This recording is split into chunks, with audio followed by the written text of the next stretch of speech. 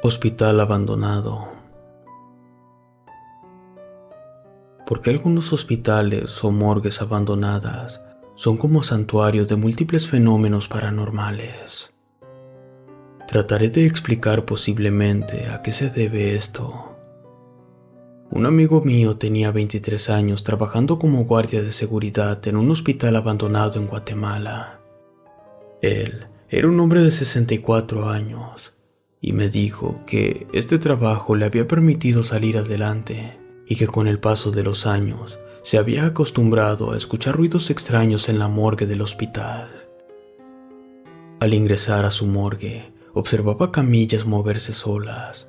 Estas era donde se colocaban los cadáveres, y digo eran porque desde hace 10 años ya no se practican autopsias en esa área. Ahora, los cadáveres permanecen nada más unas horas y luego de un trámite legal son remitidos a las autoridades correspondientes. En la época de fin de año aumentaba el número de cadáveres y él dice que cuando estaba de turno debía dormir en una de las camas que estaban dentro de la morgue, ya que allí la cámara de seguridad no lo miraba, pues su servicio como guardia cubría casi las 24 horas. Era sumamente cansado.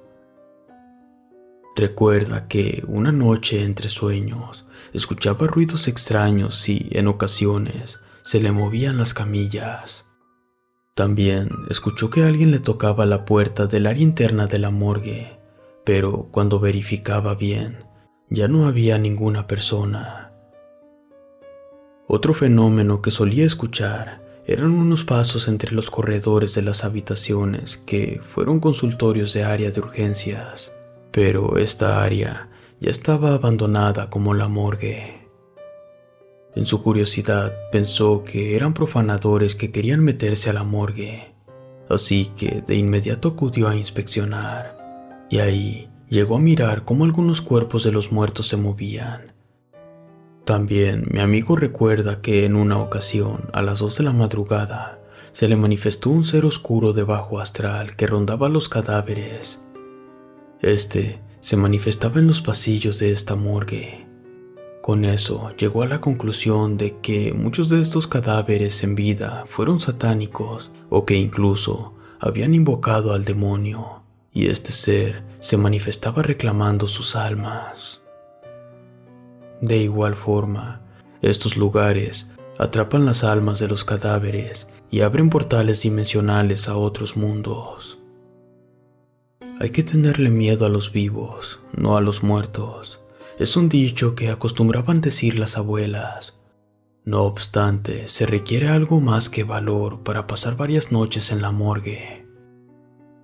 En una ocasión, mi equipo de investigadores y yo fuimos testigos de el ente que habita la morgue, y les contaré cómo pasó esto. Lo que yo viví en carne propia me aterra hasta el día de hoy, y más porque es muy duro vivir con ello. Todo comenzó hace ya casi 3 años, cuando mis 3 compañeros y yo fuimos a un hospital abandonado en Ecuador. Cabe mencionar que nos dedicamos a estudiar lo paranormal, y aun cuando habíamos tenido experiencias estremecedoras, estas no se comparaban ni juntas a todo lo que vivimos en ese lugar. Soy de Quito, Ecuador, y no saben cómo me arrepiento de haber visitado este sitio. Eran las 3 de la madrugada, y al entrar a la morgue del hospital abandonado, sentimos mucho frío y además un olor nauseabundo inundó nuestro olfato. Ese hedor alteraba a cualquiera, pero aún así nos dirigimos al frigorífico. Ahí fue exactamente donde comenzó nuestra pesadilla. Los chicos instalaron todo para comenzar a trabajar, pero al estar conectando algunos equipos, Tommy nos dijo: "No quiero ser ave de mal agüero, pero aquí hay algo, y sin que me lo pregunten, es algo malo. Puedo sentir su presencia". Para ese entonces, Pedro ya tenía instaladas las cámaras en posición. Estas quedaban hacia adentro del lugar. Yo tenía la grabadora en mano, cuando ésta empezó a dar muestra de querer transmitir un sonido espeluznante. Era como si alguien estuviera sufriendo o agonizando, pero en cuestión de segundos, esto cesó y la calma absoluta reinó el lugar. La escasa luz que había no nos servía de mucho, así que al querer ir a investigar qué producía ese ruido tétrico que captó el equipo, fue donde mi vida dio un giro de 360 grados. Allí estaba en una vieja camilla observando, y aun cuando Tommy no vio nada, yo sí lo vi. Más bien era el inicio de una horrible pesadilla. Esa cosa nos acechaba. Yo me quedé petrificada al ver cómo lentamente se acercaba a Tommy. Estaba muda de la impresión y mi cuerpo no me correspondía.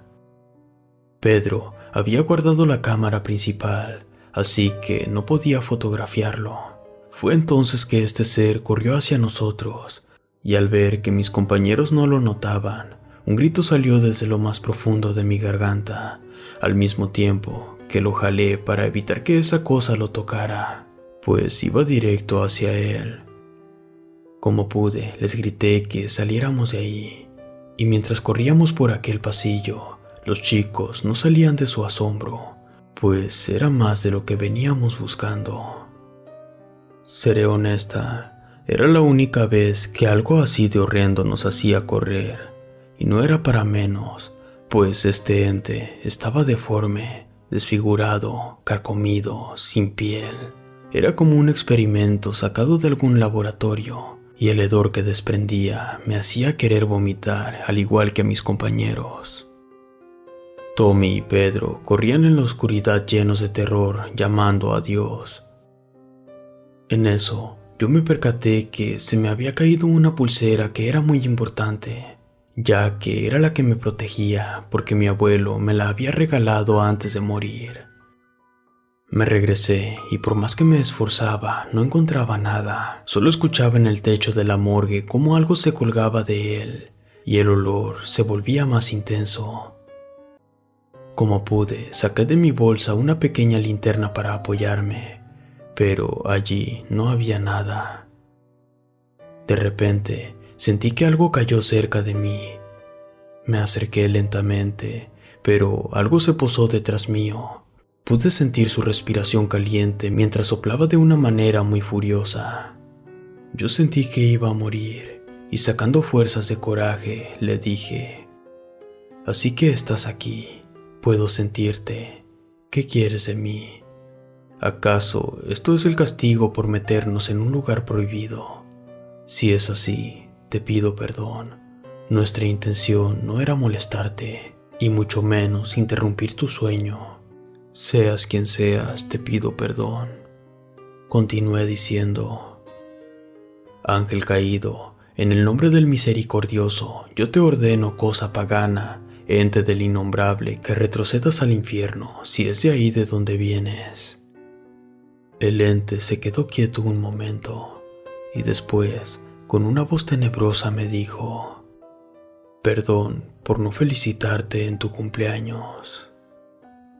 No sé qué fue lo más aterrador en ese momento, pero tan solo de recordarlo me tiemblan las piernas, pues esa voz era la de mi novio, quien llevaba 2 años de haber fallecido en una trágica muerte. No supe más de lo que pasó. Después, desperté en la casa de Tommy. Él me dijo que aparentemente me había desmayado. Nosotros éramos profesionales en temas paranormales, pero creo que eso fue demasiado. Nos habíamos metido a un hospital clausurado y estuvimos perturbando un área de muchas almas en pena.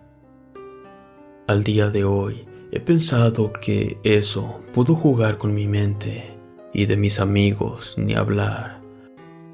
No quieren mencionar ni siquiera hacer pública esta vivencia. Por mi parte, no olvidaré nunca ese día que me dejó marcada. En esa morgue abandonada quedaron todas las pruebas y evidencias de lo que vivimos esa noche. Pero es mejor así.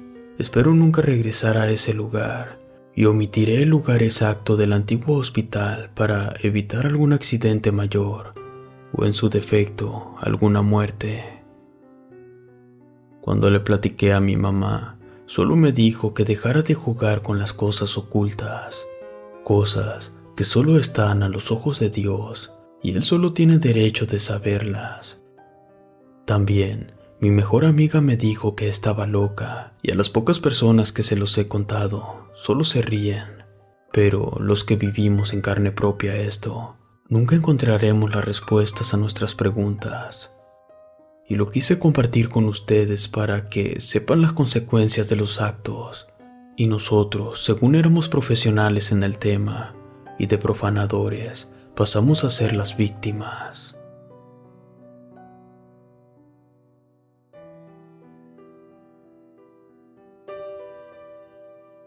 El espíritu del hospital. A mis 18 años, entré a trabajar de albañil a una obra en construcción del gobierno federal en el estado de Querétaro. Allí estaban terminando de construir el Hospital General del estado. Estaba muy contento por ese trabajo que creí imposible, porque aparte de que pagaban muy bien, nadie lo quería dejar, a excepción que, a raíz de unos eventos raros, los albañiles que iniciaron esta obra poco a poco terminaron por huir, y uno que otro moría allí. La verdad, aquella tarde que fui a pedir trabajo, llegué para quedarme. Me entrevisté con el encargado, me indicó dónde podía dejar mis cosas, ya que ellos vivían en esa construcción, y ahora sería mi casa por unos meses. La primer noche, entre sueños, escuchaba los llantos de una mujer, pero era imposible porque allí solo trabajábamos hombres. La segunda noche, clarito escuché cómo usaban herramientas y estaban rascando el piso. Además que escuchábamos cómo picaban la pared con un pico, pero al llegar al lugar no había nada y se dejaba de escuchar. Lo raro es que nadie más escuchaba eso, solo yo. En la tercera noche, alguien tomaba la herramienta y la cambiaba de lugar. Esta aparecía en la azotea, a un lado de la pared, y a veces, o casi siempre, en medio del patio. Después fui entendiendo que era como si alguien indicara que allí escarbara, pero creí que alguno de mis compañeros quería asustarme por ser nuevo, así que no le daba más importancia. Muchos albañiles, los fines de semana, en especial los sábados, se iban a su pueblo. Yo, como era de más lejos, me quedaba, pues trataba de ahorrar todo lo que se pudiera. Pero al quinto día que llegué, y justo cuando estaba solo, ya para amanecer el lunes, se escuchaban clarito los martillazos y como si una pala estuviera escarbando nuevamente en el centro del patio. Los ruidos era como cuando los albañiles inician las labores. Me levanté corriendo pensando en que me ganó el sueño, cuando de pronto una mano me sujeta el pie. Me dio mucho miedo y comencé a gritar, pero me di cuenta que era el encargado de la obra. Muy asustado, me dijo que me callara y que dejara a los muertos trabajar en paz, que no perturbara su pena. No supe a qué horas llegó el encargado, pero al igual que yo, estaba muerto de miedo. Quedé confundido con todo lo que pasaba, y más por no saber a quién me decía que no molestara. Así que el responsable de la obra volvió a repetir esto. Mira, Julio, déjalos en paz, que ellos nada te harán. Ni siquiera muertos descansan en paz, quién sabe por qué. Solo que en muerte están terminando un trabajo pendiente, así que no temas. Al oír eso, me ericé de pies a cabeza, y más cuando me dijo que era normal que en la mayoría de construcciones asustaban, porque en algunas se construía sobre un cementerio o algún lugar con antecedentes de muerte, pero esta obra era nueva y no sabía el motivo. La verdad, muy nervioso regresé a mi cama e intenté olvidarme de eso. Pero el día lunes por la noche pasó un evento extraño.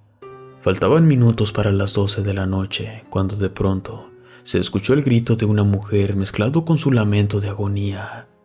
El encargado y 2 trabajadores más salimos a investigar. El resto de los 4 albañiles se quedaron temerosos como si supieran lo que pasaba. Tomé un pedazo de metal y fuimos a ayudar a esa pobre mujer.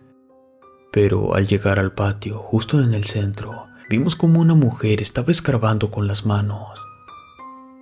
De pronto se fue la luz y ella desapareció. Era imposible si todo estaba cerrado. Un poco confundidos fuimos a todas las áreas, pero ya no había nada. Los albañiles que no quisieron acompañarnos estaban muertos de miedo y uno de plano se escondió debajo de la mesa. Yo tenía las llaves del hospital en construcción y todo estaba cerrado. Aquí lo inexplicable era por donde había entrado esa mujer. Fue en vano, parecía que esa mujer se la había tragado la tierra, ya que esa noche no apareció. Así pasó toda la semana y se llegó el día sábado. Todos trabajaron mediodía, quedándome yo solo una vez más. A eso de las 5 de la tarde ya no había nadie en la construcción. Comencé a meditar el porqué de las cosas. Recorrí de arriba hacia abajo la construcción completa, cuando se regresó el albañil más viejo y me preguntó si me pasaba algo, ya que me miraba que estaba buscando algo que no había perdido. En eso, dijo algo que llamó fuertemente mi atención. De seguro ya escuchaste los ruidos, ya viste las sombras y sobre todo a una mujer, ¿verdad? Pues no te asustes, muchacho, que casi todos la hemos visto, pero ya sabemos el motivo por el cual huyen los nuevos. Pasó aproximadamente una semana más y un suceso comenzó a indicar el por qué este espíritu de la mujer se manifestaba y siempre en medio del patio. De los 4 albañiles que casi no hablaban o tenían comunicación con nosotros, esa semana empezaron a sufrir terribles accidentes o eventos difíciles de creer. El más joven se arrojó de un 5º piso y murió instantáneamente. Al tercer día, otro, al estar mezclando el cemento, resbaló y el camión lo mató.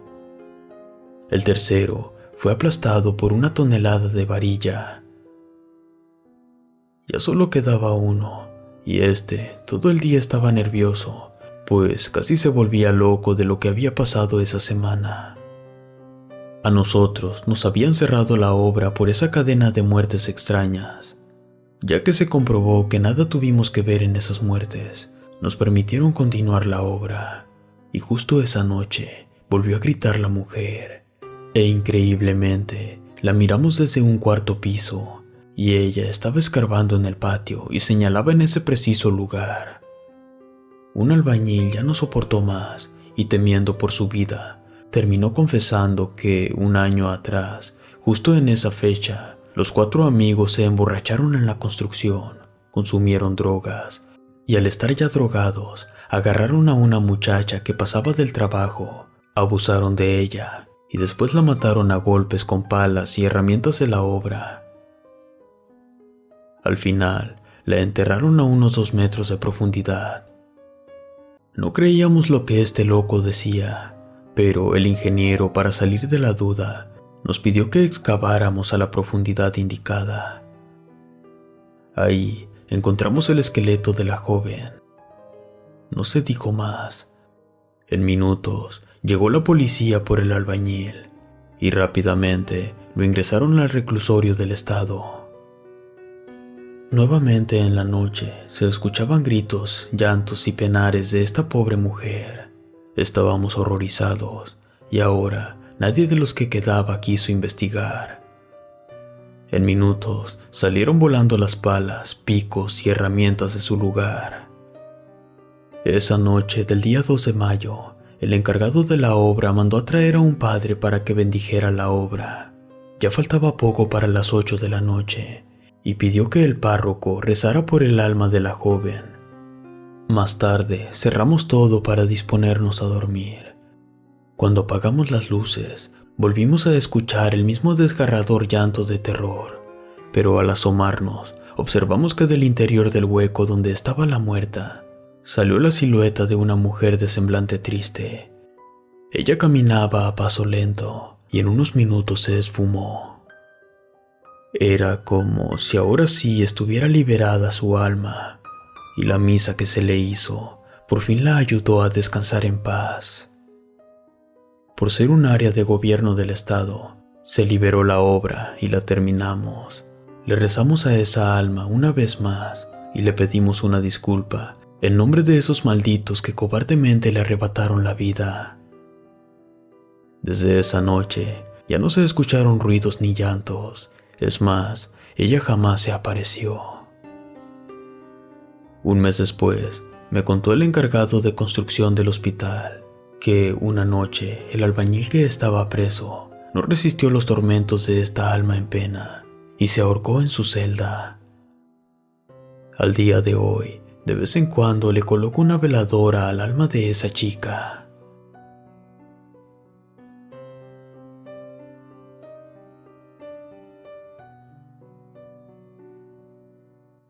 El nahual del hospital.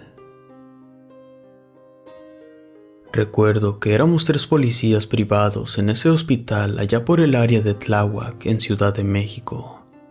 Fuimos contratados para resguardar las instalaciones y más que nada porque había reportes que algún loco o enfermo constantemente se metía al área de la morgue del hospital y manipulaba los cadáveres y en ocasiones los tiraba al piso. Esto se me hacía aterrador. Más que nada por la sangre fría de este hombre. A eso de las 12 de la madrugada, dejamos a un compañero cuidando el área de urgencias y los otros 2 iniciamos nuestro recorrido perimetral. Ese hospital era muy viejo, jamás se terminó en su totalidad. Así que esta clínica tenía partes donde no había alumbrado, otras donde había mucho monte y zonas de difícil acceso. Por eso es que los borrachos o los indigentes hacían de las suyas porque ya estaba muy oscuro. Avancé esa madrugada junto a mi compañero con una tonfa para defendernos y una lámpara de mano. Íbamos a la mitad del recorrido y estaba todo sin novedad. Este hospital no tenía cámaras, por eso la morgue era un área vulnerable. Desde que pasamos la morgue, sentimos que algo nos venía siguiendo y, para nuestra mala suerte, la lámpara se apagó. De pronto, un extraño gruñido mezclado con el jadeo como de un animal con rabia se dejó escuchar entre la hierba. Era como si un perro nos estuviera cazando en espera de atacarnos. Al principio, creí que era mi propio compañero que me hacía una broma, pero justo cuando la lámpara prendió, este iluminó a escasos metros de nosotros una cosa indescriptible. Era la cruza de un perro con la de un ser humano. Esta bestia estaba erguida en sus patas traseras. Yo quedé en shock, aún más cuando de su hocico salía sangre mezclada con baba. Este extraño animal se nos aventó y trató de mordernos, lo que provocó que saliéramos huyendo por caminos distintos. Este hospital contaba con una iglesia donde los familiares le rezaban a Dios por su familia enferma, y extrañamente, esa noche no había un solo enfermo. Ahí me metí casi gateando del miedo, ya que esa bestia era nueva para mí. Sentía que estaba a punto de morirme del susto. Esta cosa se paró en la puerta de la capilla. Pareciera que no pudiera meterse, y con rabia comenzó a revolcarse en la tierra.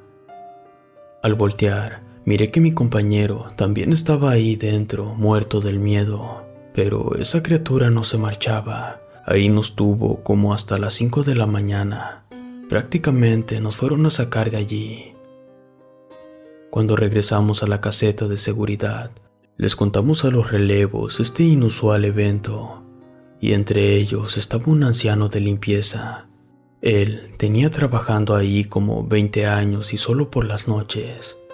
Él afirmó que eso que nos había asustado era real, y no éramos los primeros o únicos en ver esa cosa.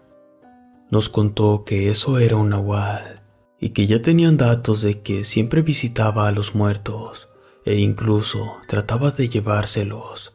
Nadie sabía por qué motivo.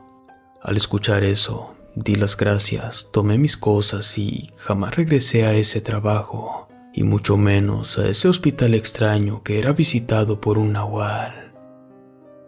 Al día de hoy, cuento esto como si hubiera sido ayer, y temo volver a encontrarme con una bestia de este tipo.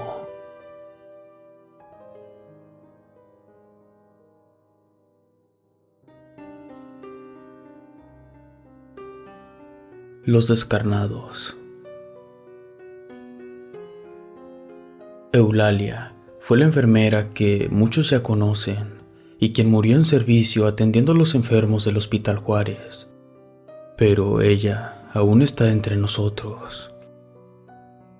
Como en todas las leyendas, existen muchas versiones que se han ido creando de boca en boca a lo largo del tiempo. Algunas dicen que ella vaga por los fríos e inmensos pasillos del dolor de los hospitales, tratando de calmar sufrimiento y dolencias. Se dice que Eulalia, mejor conocida como La Planchada, fue una devota y pulcra enfermera que murió sepultada en un temblor del año 1985. Ella no quería irse de este mundo. Esta acción la llevó a convertirse en un alma en pena. De hecho, no está sola, ya que son más los casos de otras almas que rondan por los hospitales como ella, calmando los sufrimientos de los enfermos. Recuerdo que estaba haciendo mi internado en el Hospital 1 de Octubre, en el servicio de medicina interna, y de tanto trabajo los expedientes se escribían en el pizarrón, y todos los internos, pasantes y el personal médico éramos obligados a cumplir con cada cosa que nos solicitaran los residentes o enfermos, así como curaciones, interconsultas, muestras, etc. Eso era todo el trabajo duro de medicina. Ese día me tocó una guardia en el 4º piso, en medicina interna. Para eso, eran casi las 9 de la noche. Había un paciente con el pie diabético. Necesitaba ser amputado porque ya tenía datos de sepsis. Por este tipo de infecciones, se tiene que amputar el miembro afectado. Y no es un procedimiento fácil. Tiene que visitarlo el ortopedista, el angiólogo, el cirujano. Este pobre hombre sufría horrores y su caso avanzado daba pena ajena. Y en verdad, su sufrimiento me conmovió. Pero era cuestión de esperar y rezar a Dios por él. En fin, esa noche me tocó llevar la interconsulta, que es una especie de orden médica agendada por escrito, para ser autorizada por un médico superior de angiología. Realmente no sabía que la angiología de la noche era de esas doctoras soberbias y arrogantes que no te miran para nada. Simplemente todo les molesta, pero no me interesó en lo absoluto. Estaba acostumbrada a muchos desplantes de varios médicos. En fin, acudí a dejar la interconsulta como a eso de las 9 de la noche. Los pasillos del 1 de Octubre son muy oscuros y fríos. Da miedo caminar por ahí porque el dolor y el olor a muerte es penetrante. Incluso se escuchan los últimos quejidos de los pobres enfermos. Llegué a la oficina de angiología. Toqué la puerta varias veces y nadie salía. Después de un rato, salió un señor vestido de verde. Parecía un uniforme de algún área del hospital. Me preguntó qué necesitaba. Le dije que tenía que entregarle algo a la doctora y me dijo que ella no estaba, que había ido a ver a un paciente de urgencia, pero que se la dejara a él, que él se la pasaba. Me puso el sello personal de la doctora en mi solicitud y dejé la copia con él. Le di gracias a Dios que autorizaron esa operación a mi paciente, porque en verdad urgía esa amputación antes de que la infección recorriera más tejidos, y era cuestión de horas para salvarle la vida. De no ser por ese extraño señor que autorizó la cirugía, mi paciente habría muerto. Me fui de ahí y pasaron muchas horas. Justo cuando estaba en la oficina de los residentes acomodando más muestras, entró la angióloga hecha una furia. Parecía un animal con rabia, gritando y preguntando: ¿Quién fue el interno que dejó esto?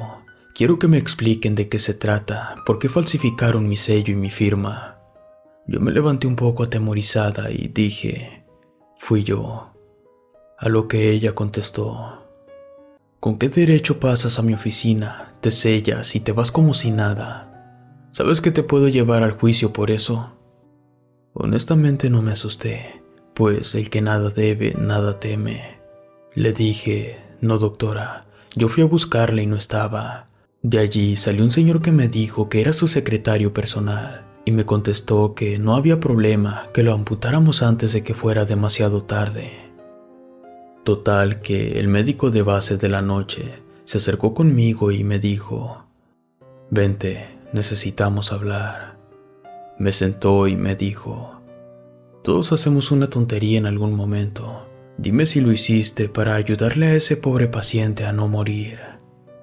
Le dije que era la verdad, que a mí me había recibido alguien. Yo hice lo que me correspondía, y cuando no me abrían, casi lloraba por la vida de mi paciente. Ahí fue que me dijeron que ese secretario nunca existió. Y digo nunca, ya que realmente no supimos quién recibió y firmó la autorización en el hospital. Ahí nunca ha habido alguien con esas señas que yo di, así como el color de uniforme, la altura, bigote y todo. Lo único que agradezco es que ese fantasma le salvó la vida a un hombre que estaba a horas de morir, y eso por posible negligencia médica. Este es uno de los muchos casos que viví en carne propia.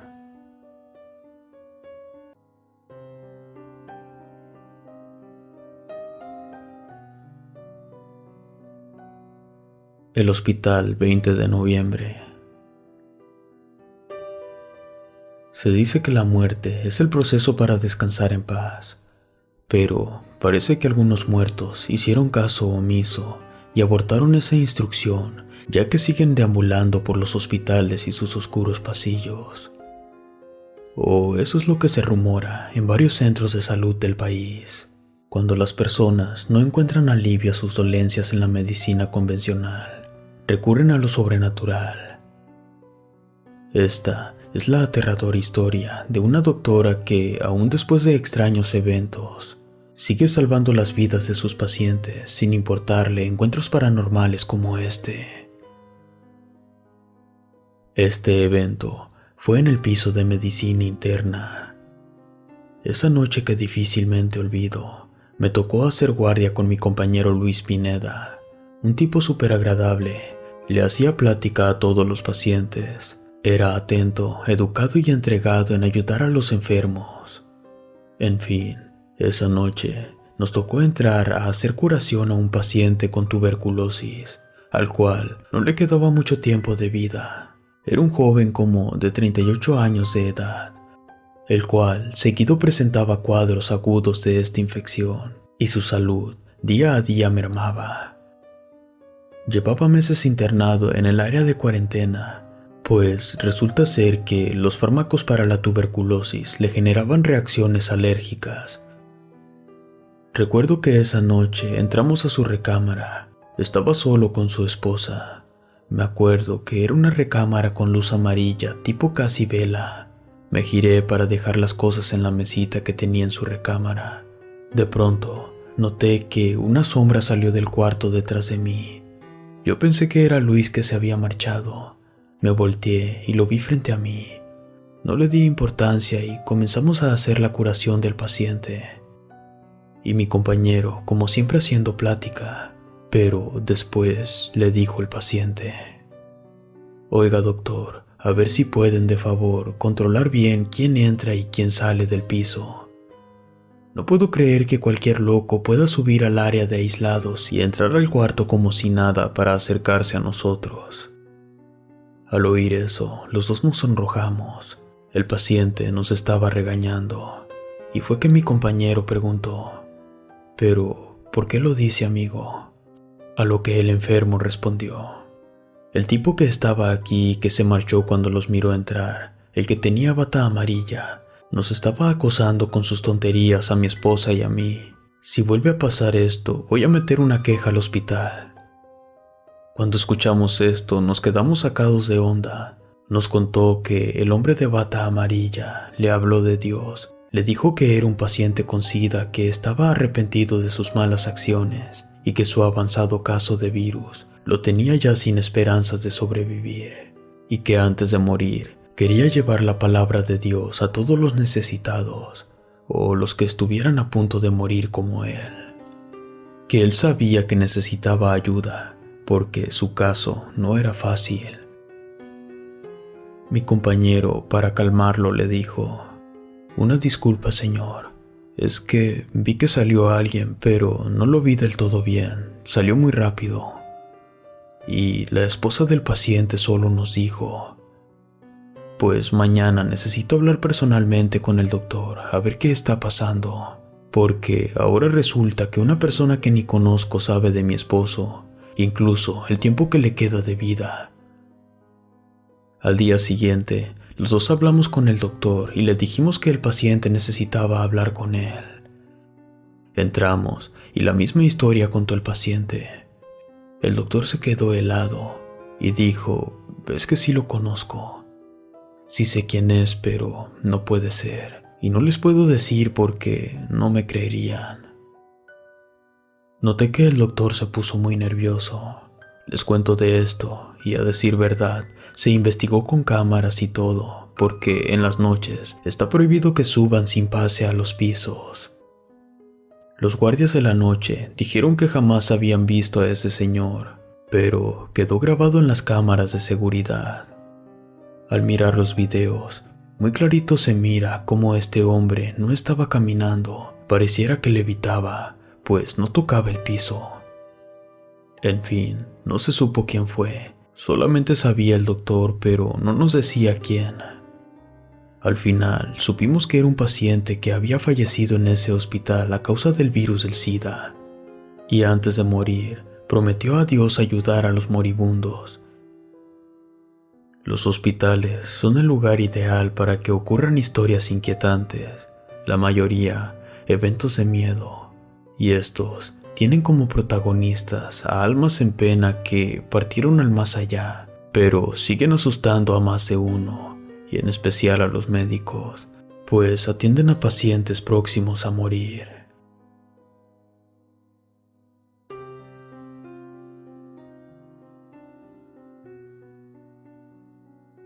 La muerte. Mi nombre es Ibalú. Soy doctora de un antiguo hospital. Jamás en mi vida he creído en espantos, apariciones o leyendas, pues soy una persona estudiosa y de conocimientos científicos.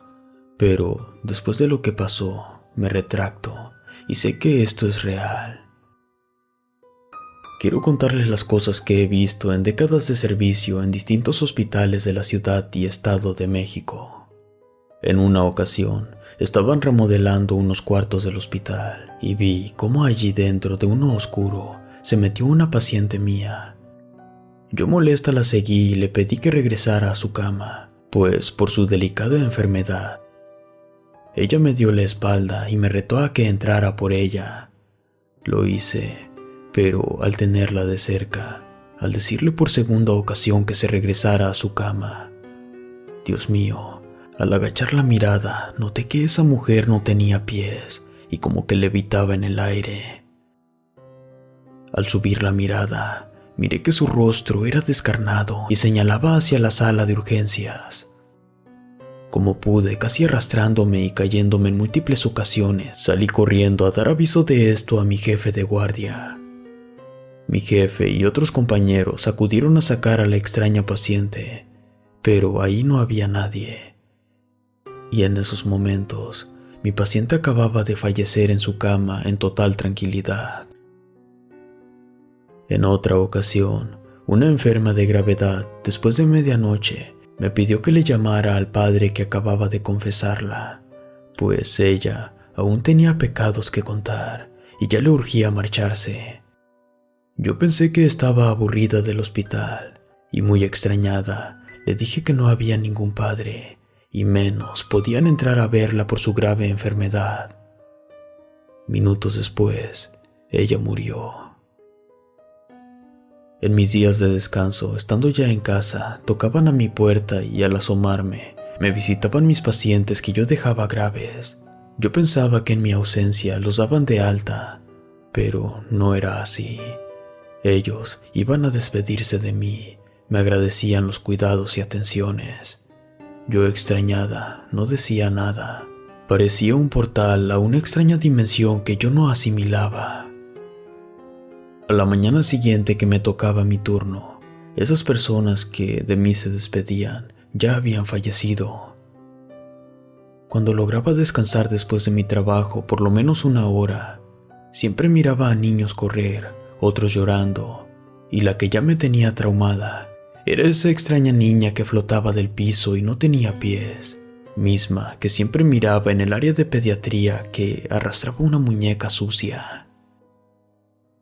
Y así fue como poco a poco fui entendiendo que la gente se despide para poder trascender. Estoy consciente de que la Santa Muerte también tiene trabajo en el hospital y esta prepara a los pacientes y los recibe en su lecho de muerte. Relatos escritos y adaptados por Chemo San Juan de eventos reales ocurridos en hospitales.